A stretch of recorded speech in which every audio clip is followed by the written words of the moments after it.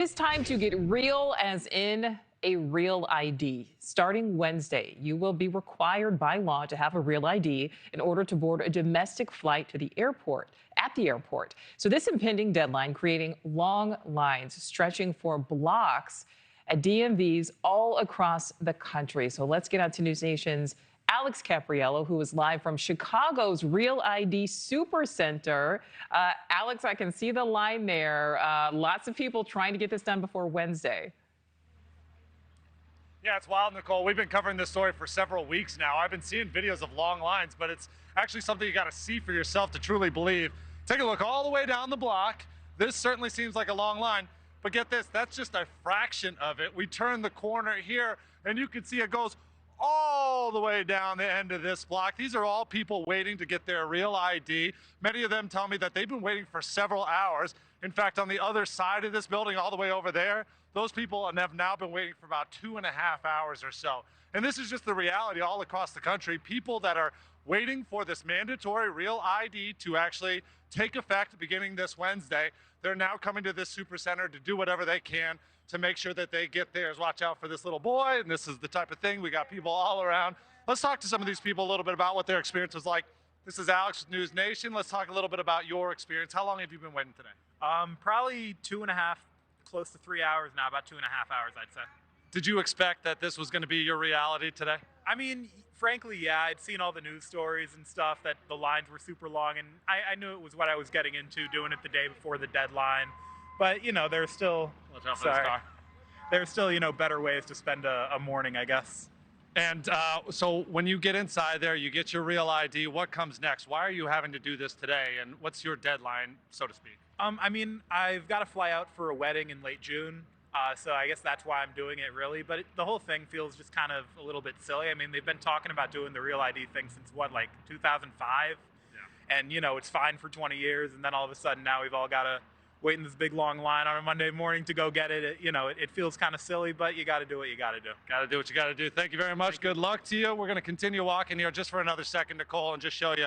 You know, he mentioned the fact that we've been talking about this since 2005. It's just been delayed after delayed.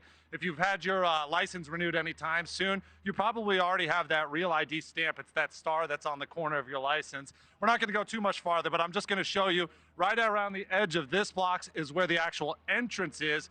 But once you actually get in, we're told it's going to be another 2 hours or so. So this is just the reality here in Chicago. But again, we're seeing this all across the country. People in the South reportedly fainting while waiting in line due to the heat and actually being exposed to those elements.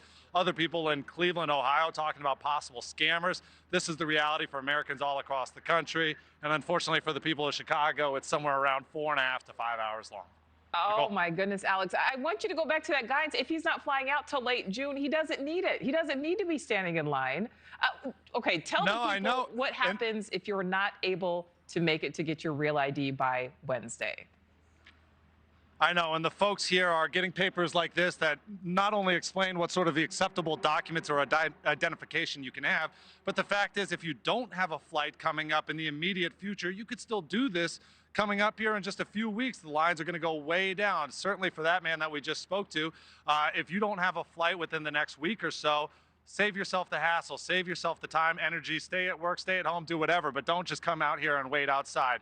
Also, not to mention, TSA is reminding folks that if you have, say, a valid passport, you don't need a real ID. Go up to TSA, show that documentation. I believe we have a full screen graphic that shows all the acceptable forms of identification that still work with TSA. That, of course, includes passport, passport ID, your valid military ID, all of those work. And one last thing, TSA says they're going to show a little bit of leniency, especially during these early days. They know that this deadline, even though it's been postponed time after time, is coming up quickly. They realize that. So if you go to the airport, you have a flight coming up, you don't have your real ID, well, just bring extra identification, give yourself extra time. They'll work with you, make sure that they validate who you are, and they'll let you get on your flight. Absolutely. And again, if you are flying anytime this summer, wait till the lines go down. Go back after Wednesday when you can breeze through.